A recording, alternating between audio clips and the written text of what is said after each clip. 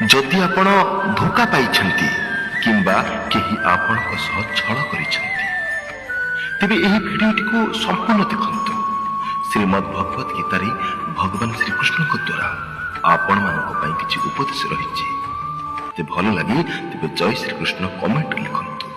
केही जणे तांको दुख मोह माध्यम रे आपण मानक पाखरे पहुंचीबाकू चेष्टा करिछंती।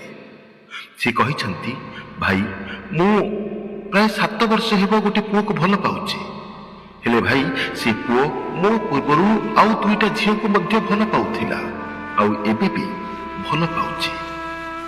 हेले भाई मु जेबे ताकू एही विषय रे पचारुछि से मो छडा आउ काहाको भी भल पांति नाही एपरि मिछ कहउछंती।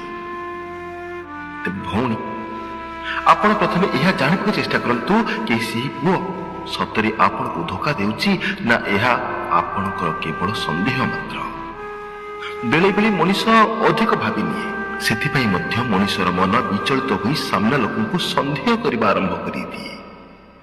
किंतु जदि सतरे सेही कोटी आपण को धोखा देउछि तबे ताकू पानी सिखेबा मध्य आपण को दायित्व, जेपरि सी आउ काहा सह एपरि धोखा न करि परिबो। किंतु पुणी थरी मु सही कथा कहिबी कि केबे कहा कथा को सुनी किंबा अधिक भाबिकी ताकू संदेह करंतु नाही, सठिक प्रमाण एकाठी करंतु। कान सुना कथा नहीं बरं से धोखा देउछंती बोली आपण निजे संपूर्ण निश्चिंत हुंतु, तापरे कोनोसी पदक्षेप उठांतु। तबे चलंतु श्रीमद् भगवत गीता हिसाब रे मु आपण को किछि कहिबा पई जाउछि। जेबे केही आम सह छल करे, आम सह कपट करे, आम पिठी पछरे आमको धोखा दिए, स्वाभाविक कथा आमर मन क्रोध एवं प्रतिशोध रे भरी जाए। कारण आमी तांको सह बहु समय बितेई थांती, सी आमर अभ्यास पलटि जाई थांती। आमको यह प्रतीत हुए कि सी नथिले आम जीवन रु सुख सरी जीवो, मन विषाद रे परिपूर्ण होई जीवो।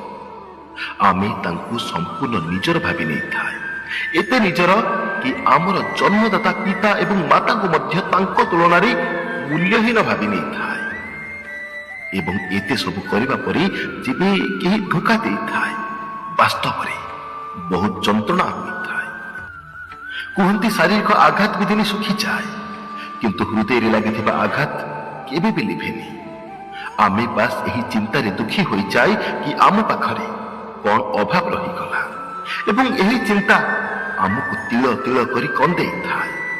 बंधुगण यदि आम कथा कहार मने पड़ुनी, आम दुख रे तांको किछि फरक पड़ुनी, तेबे आमे तांको पई काहेकि शोक करिबा एवं यह केते दूर उचित जहा पई आमे मूल्यहीन तांको आमे काहेकि एते मूल्य देबा।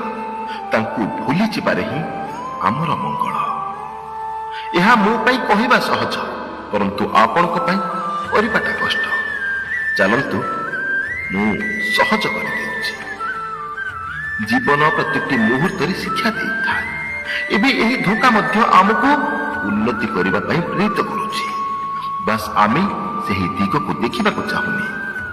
मन एते विषाद रे अछि कि आमे केवल कष्ट अनुभव करि पारुछि, किंतु एही कष्ट को पाथेय करी आमे बढ़ी पारी पाद को आग को बढ़ाई पारुनी। एवं यह ही मूढ़ता, यह ही मूर्खता आमर एही विषादग्रस्त मन बुद्धिर विकास हेबाकू देउना। बंधुगण यह ही उचित समय भाव प्रवणतारे बही न जाई विवेक एवं बुद्धिर उचित व्यवहार करिबार, किछि एपरि करिकि देखैबार जेउथिरे सिए तुमर योग्य ही हेबनी। सी तुमको कौन ता जीवन रु काढ़िबो ताकू आपण को सामने ठिया हेबाकू कुंठा अनुभव हेबो।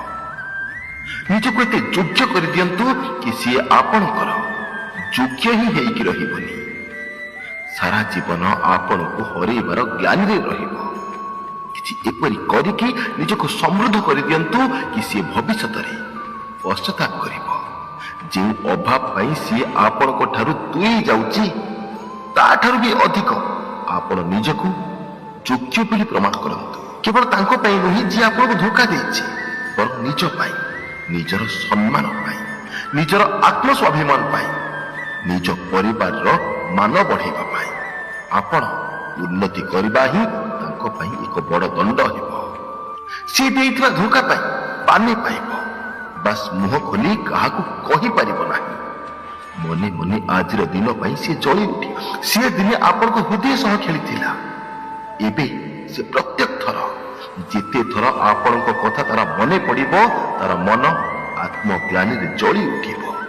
ସେହି ଧୋକାବାଜକୁ ନା କିଛି ଅପଶବ୍ଦ କହିବାର ଅଛି, ନା ହିଁ ତାଙ୍କୁ ଘୃଣା କରିବାର ଅଛି।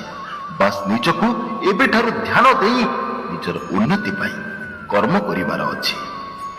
ଏହି ଉନ୍ନତି ଆପଣଙ୍କ ଆଖପାଖରେ ଥିବା ସମାଜରେ ଆପଣଙ୍କ ପାଇଁ ଏକ ଆଦର୍ଶର ଛବି ପ୍ରସ୍ତୁତ କରିବ।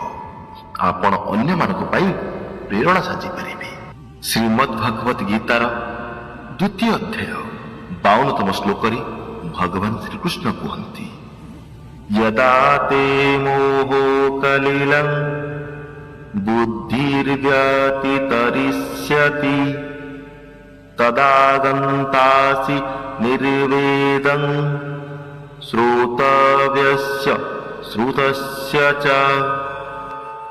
ଭଗବାନ ଶ୍ରୀକୃଷ୍ଣ କୁହନ୍ତି, କୌଣସି ବସ୍ତୁର ମୋହ ବା ଆସକ୍ତି ମଣିଷର ବୁଦ୍ଧିକୁ ହସାଇ ଦେଇଥାଏ।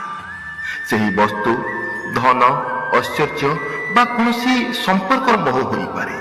ଯେବେ ବୁଦ୍ଧି ଏହି ମୋହର ଫାଶରୁ ମୁକ୍ତି ହୁଏ, ସେତେବେଳେ ପରମାତ୍ମାକୁ ପାଇବାର ବାଟ ମିଳିଥାଏ। ଆପଣ ପରମାତ୍ମା ସ୍ଥାନରେ ନିଜର ଲକ୍ଷ୍ୟ ସ୍ଥଳକୁ ବାଛିପାରିବେ।